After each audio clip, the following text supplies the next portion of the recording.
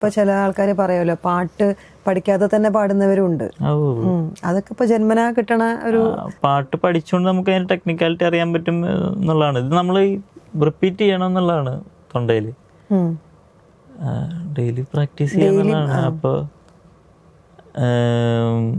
പിന്നെ കേൾക്കണം, പ്രാക്ടീസ് മാത്രമല്ല. ഒരു പാട്ട് ഇപ്പൊ പാടാൻ നേരത്തെ എത്ര പ്രാവശ്യം അത് കേൾക്കും? ഞാൻ ഒരു പാട്ട് തന്നെ കുറെ തവണ കേൾക്കാറില്ല. അത് ചില പാട്ടുകളുണ്ട്, ഇപ്പൊ രാജസ്ഥാന്റെ ചില പാട്ടൊക്കെ ഒരു പാട്ടിനോട് ചില പ്രാന്ത് തോന്നി കഴിഞ്ഞാൽ അത് ഇങ്ങനെ റിപ്പീറ്റിൽ കേട്ടാലും നമുക്ക് മടുക്കില്ല. അങ്ങനല്ലാതെ പഠിക്കാനായിട്ട് കേൾക്കുക എന്നുള്ള ഒരു പരിപാടി ഈ ഷോയിൽ വന്ന സമയത്താണ് ഉണ്ടാവുന്നത്. അല്ലാതെ പാട്ട് പഠിക്കാനായിട്ട് ഇങ്ങനെ കേൾക്കാറില്ലായിരുന്നു. പക്ഷെ അങ്ങനെ കേൾക്കണത് നല്ലതാണ്. അങ്ങനെ ആയിരുന്നില്ല ഞാൻ കേട്ടോണ്ടിരുന്നത്. നമ്മൾ ഇഷ്ടപ്പെട്ടിട്ട് ഇങ്ങനെ പാട്ട് കേൾക്കും. അപ്പൊ കേൾക്കുമ്പോൾ നമ്മുടെ ആ ഒരു മെമ്മറിയിൽ അത് കയറും. അങ്ങനെ ആ ഓർമ്മ വെച്ചിട്ടാണ് പിന്നെ നമ്മൾ എവിടെയെങ്കിലും ഒരു പാട്ട് പാടുമെന്ന് പറയുമ്പോൾ നമ്മൾ പഠിച്ച പാട്ടല്ല പാടുന്നത്, കേട്ട പാട്ടാണ് പാടുന്നത്. കേട്ട പാട്ടാണ് പാടുന്നത്.